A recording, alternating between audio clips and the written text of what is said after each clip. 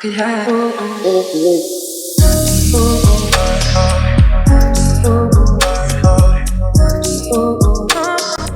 could have. Hello friends, welcome to Law and GK. So friends, on this channel we discuss the contents of law and previous year papers of judicial services and other legal exams. So friends, in today's video we are going to discuss the preliminary exam paper of Himachal Pradesh Judicial Services for the year 2013 paper criminal law. So friends, if you are new on this channel, I would like to recommend कि आप जो है इस channel को जल्दी से subscribe कर लीजिए because it will be very beneficial for you in your preparation for judiciary and other legal exams.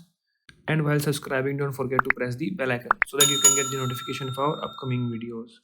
And if you like this video, just click the like button over there and appreciate this with your friends so that they can come to know about this channel as well. And अगर आपको हमारे efforts अच्छे लगे हों तो in addition to like and subscribe, kindly give us a super thanks. Super thanks is a way to help the content creator. Means if you like the videos, you can just donate some money to them in form of tips. Minimum starts with 20. Minimum is 20 rupees. Paper 3 Criminal Law. Question number 1 is which one of the following may record confession under section 164? तो any metropolitan magistrate or judicial magistrate? C is the answer. कहाँ mention किया गया section 164 में ही. Next is 2. Which one of the following offence may not be compounded by the person mentioned in the third column of the table given under section 320 of CRPC? B is the answer. Bigamy जो है वो compoundable नहीं है, वो एक non compoundable offence है.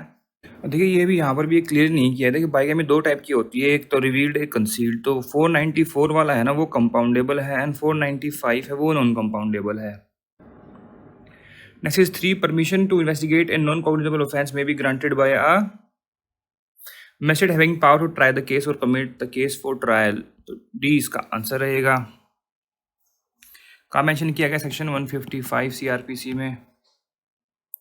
Next is 4. Which one of the following offence is not triable summarily? तो summary trial किस में नहीं कर सकते? ग्रीवियस हट के केस में समरी ट्रायल नहीं होती है. ए इसका आंसर बन गया. ग्रेव ऑफेंस है ना ये. फिर offence not punishable with death और ये तो है ही है. ये कहाँ मेंशन किए गए हैं सब? ये सेक्शन 260 ऑफ CRPC में, ये भी और ये भी. Next is 5. Which one of the following section of CRPC prohibits again trial of a person who has been tried by a court of competent jurisdiction for an offence and convicted or acquitted of such offence? That is section 301. क्या बोलते हैं इसको? Autrefois acquit and autrefois convict. एक बार जो equity हो गया एक बार या फिर कन्विक्ट हो गया उसका दोबारा से ट्रायल नहीं हो सकता. डी इसका आंसर रहेगा. 6. If the offence is punishable with imprisonment for a term not exceeding 1 year, the period of limitation for taking cognizance shall be. देखिए सेक्शन 468 मेंशन करता है पीरियड ऑफ लिमिटेशन CRPC में. तो लिखा हुआ है अगर फाइन ओनली ऑफेंस है तो 6 मंथ्स का टाइम पीरियड है फॉर टेकिंग कॉग्निजेंस. अगर अप टू 1 ईयर है तो 1 year and 1 year to 3 year है तो 3 year and 3 year and above है तो नो लिमिटेशन. तो देखिए क्या लिखा हुआ है? नॉट एक्सीडिंग मतलब 1 साल से कम है तो कितना रहेगा फिर? 1 year. B is the answer. Next 7. Find out the correct answer. Any person convicted on trial held by high court in extraordinary jurisdiction may appeal to supreme court. ये बिल्कुल ठीक है. फिर any person convicted on trial held by session जज may appeal to supreme court directly. No, ये wrong हो गया. फिर एडिशनल सेशन जज may appeal to court of session. No, तो हाई कोर्ट के पास जाएगी. Any person convicted on trial held by an assistant session जज may appeal to high court directly. No, ये सेशन जज के पास जाएगी, है ना. तो इसमें ठीक कौन सा होगा? A is the answer. और कहाँ मेंशन किया गया? सेक्शन 374 में. Next is 8. Which one of the following court is not empower to transfer criminal cases? तो कोर्ट ऑफ स्पेशल मजिस्ट्रेट ये ट्रांसफर नहीं कर सकते. तो डी इसका आंसर रहेगा. ट्रांसफर की पावर कहाँ पर मेंशन की गई है CRPC में? देखिए सुप्रीम कोर्ट की पावर कहाँ पर है? 406 में. हाई कोर्ट की है 407 में एंड कोर्ट ऑफ सेशन की है 408 में. Next is 9. Which one of the following offence is bailable? तो मर्डर अंडर 302 ये नॉन बेलेबल ऑफेंस है. फिर डेथ बाय नेग्लिजेंस भी ये बेलेबल है. डोर डेथ वाला ये नॉन बेलेबल है. कमिट सुसाइड वाला ये नॉन बेलेबल है. तो आंसर क्या रहेगा इसमें? B is the answer. Next is 10. Which one of the following section of CRPC provides the confirmation by the High Court of an order of death sentence passed by the Court of Session prior to its execution? That is section 368 C is the answer. देखिए जो section 366 है that is submission for confirmation. Submission कौन करेगा? Court of session to high court. Power का high court की confirm करने की 368 में, सी इसका आंसर रहेगा। Next is 11 which one of the following includes bird in its meaning under Wildlife Protection Act। देखिए लिखा हुआ टर्म इंक्लूड्स बर्ड, तो किस डेफिनेशन में बर्ड्स इंक्लूड हैं? तो ऑब्वियसली एनिमल में, तो सी इसका आंसर रहेगा। सेक्शन कौन सा है ये? 2(1) of wild life protection act. Next 12 habitat does not include under the wild life protection act, क्या नहीं होता? तो इसकी डेफिनेशन है 2(15), ठीक है। उसमें क्या क्या आता है? उसमें land, water, vegetation, botanical garden नहीं आता। डी इसका आंसर हो गया। Next 13 which one of the following section deals with constitution of National Board for Wildlife, that is 5A obviously, तो 20 का आंसर रहेगा। और ये कब से आया था, कौन से अमेंडमेंट से आया था? ये इंसर्ट किया गया था एक्ट 44 ऑफ 1991। ये पूछ चुके हैं इसलिए बता रहा हूँ, लिख लो कहीं। Next 14 which one of the following duties is not duty of Wildlife Advisory Board under Wildlife Protection Act। इसके बारे में कहाँ प्रोविजन है? ये है सेक्शन 8। क्या लिखा हुआ है? To advise state government in selection and management of areas to declare protected areas, ये बिल्कुल ठीक है। फिर formulation of policy for protection conservation of wild life and specific plant, ये भी ठीक है। To advise state government in enacting new legislation, ये नहीं है। अमेंडमेंट है अगर इस लेजिस्लेशन में, तो वो करना है, तो ये हो गया wrong. Major to be taken for harmonising need of the tribal, ये भी है इसमें। तो आंसर क्या रहेगा? रॉन्ग इसमें, not duty, C is the answer. Next 15 which one of the following section provides provision relating to hunting of wild animal to be permitted in certain cases under Wildlife Protection Act, that is section 11B is the answer। Next 16 which one of the following is not included within the meaning of tree under Indian Forest Act। तो tree में क्या नहीं आता? Palm है, Keynes हैं and स्कम्स लिखा हुआ है, बट ये नीम ऐड नहीं है। बम्बूज को जो है डिलीट कर दिया गया था बाय 2017 की अमेंडमेंट से। तो उस टाइम पर देखिए जो ये पेपर 2013 का है, तो उस टाइम पर नीम आंसर था, बट आज के टाइम पे ये बी और डी दोनों ही आंसर हो गए। तो बम्बू भी नहीं है और नीम भी नहीं है। और ट्री की डेफिनेशन कहाँ पर है? Section 27 of Indian forest act. Next 17 river does not include, river में पॉन्ड नहीं होते, स्ट्रीम होती है, कनाल होती है, क्रीक होती है, तो ए इसका आंसर रहेगा। डेफिनेशन का है section 25 of Indian forest act. Next is 18 which one of the following section of Indian Forest Act deals with power of the forest settlement officer, that is section 8, B is the answer। 7 में क्या है? Inquiry by forest settlement officer. फिर 9 में क्या है? Extinction of rights. And 10 में क्या है? Treatment of claims relating to practice of shifting cultivation, treatment के बारे में है, तो 20 का आंसर रहेगा। Next 19 which one of the following act is not prohibited under section 26 of Indian Forest Act। तो set fire to a reserved forest, ये तो prohibited है ही है। फिर trespasses and or pastures cattle, ये भी है। ये है clause B, ये है clause D। फिर clear or breaks up any land for cultivation, ये भी है। ये है clause H। फिर exercise of any right continue under clause C of 15(2), ये नहीं है, तो D इसका आंसर हो गया। Next 20 formation of village forest is provided under chapter. अब देखिए चैप्टर ये हर बार पूछते ही, मैं हर बार बताता भी हूँ। चैप्टर 2 क्या है? रिजर्व फॉरेस्ट, ठीक है ना। चैप्टर 3 है विलेज फॉरेस्ट, बी इसका आंसर हो गया। 4 है प्रोटेक्टेड फॉरेस्ट। फिर है 5 the control of the forest and land not being property of government, control के बारे में। इसको याद कैसे करना है? देखो रिजर्व्ड VP, RVPC, ऐसे वो होता है ना, RSVP होता है, ऐसे आप RVPC बोल लो। Next 21 who can review the application disposed of by any excise officer under Punjab excise. देखिए अभी ये क्वेश्चन जो है डिलीट हो गए हैं, क्योंकि अभी HP एक्साइज एक्ट अभी HP एक्साइज एक्ट आ चुका है, तो इसमें से क्वेश्चन नहीं पूछते हैं।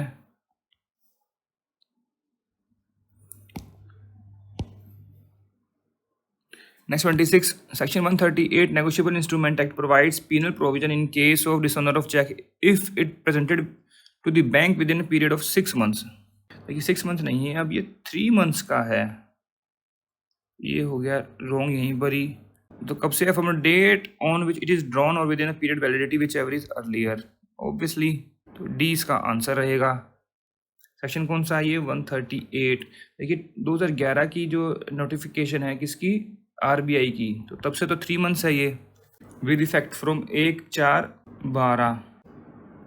Next 27, which one the following proviso clause of section 138 NI act require notice of 15 days in case of failure of payment of cheque. तो कौन सी क्लॉज में लिखा हुआ है ये? That is clause C. C is the answer. A में क्या है? तो 3 मंथ्स में देना है। फिर बी है क्या? 30 days का नोटिस देना है, ऐसे लिखा हुआ है ये। Next 28, which one the following section of negotiable instrument act empowers the judicial magistrate first class or metropolitan magistrate to try the offence relating to dishonor of check for insufficiency etc. तो सीधे सीधे पूछ लो कि cognizance कौन ले सकता है? Section 143 है ऑब्वियसली, बट सब सेक्शन कौन सा है ये? तो ये 143(1) ही है, ए इसका आंसर रहेगा। Next 29, written complaint should be made to the court from the date of cause of action within a period of 30 days। वैसे 1 month लिखा हुआ है कहाँ पर? सेक्शन 142 के सब सेक्शन 1 के क्लॉज बी में। ए इसका आंसर रहेगा। Next 30, which one of the following section of negotiable instrument act deals with offence committed by company under section 138? That is 141, C is the answer. Next 31, A who is citizen of India commits a murder in Uganda, A can be tried and convicted for the murder in any place in India in which he may be found. तो A इसका answer रहेगा। How? Because IPC gives extraterritorial jurisdiction over the Indian citizens as per section 3 and 4 of IPC. And ये section कौन सा? This is section 188 CRPC. And this is illustration to section 4 IPC. Next 32, in context to the IPC, India means, देखिए India की definition कहाँ provide की गई? Section 18 of IPC में क्या लिखा हुआ है? Territory of India excluding JNK। अब जो है after 2019 recognization of act of Jammu Kashmir, ये इंक्लूडिंग कर दिया गया है, ठीक है ना। तो टेरिटरी ऑफ इंडिया हो गया, ये जो है हो गया बाहर। सी इसका आंसर रहेगा। Next 33, which one of the following statement is not correct? A check upon a banker is a document. Yes, power of attorney document. Writing containing direction or instrument is a document. Map line intended not to be used as evidence is a document. तो इसमें wrong कौन सा हुआ? Not correct पूछा है obviously, तो D इसका answer रहेगा। बाकी डॉक्यूमेंट की डेफिनेशन कहाँ है? सेक्शन 29 ऑफ IPC में डेफिनेशंस में। And 34, which one of the following sections of IPC defines gaining wrongfully and losing wrongfully? देखिए मैंने इसका एक बनाया हुआ है PM वर्ल्ड फेमस। हमारा PM जो है वर्ल्ड फेमस है ना। तो this is 21 public servant, movable property 22, wrongful gain wrongful loss 23, dishonesty 24, fraudulently 25। इस तरीके से आप याद कर सकते हैं। हमेशा क्वेश्चन आता ही आता है, चाहे डिसऑनेस्टली पे आए, फ्रॉडुलेंटली पे आए, है ना। तो देखो आप इसको इजीली आंसर कर लोगे। ये MWDF तो है ही, सीक्वेंस में लिखे हैं। बी इसका आंसर हो गया। Next 35, a principal in joint liability that also serve who stands and wait was laid down in case of Brinder Kumar Ghosh versus Emperor. B is the answer. Next 36, execution of death sentence by public hanging is a barbaric and violative of Article 21 of Constitution of India. Even if any jail manual provides for the same, it has been held in the Supreme Court in case of Attorney General of India versus Lakshma Devi. C is the answer.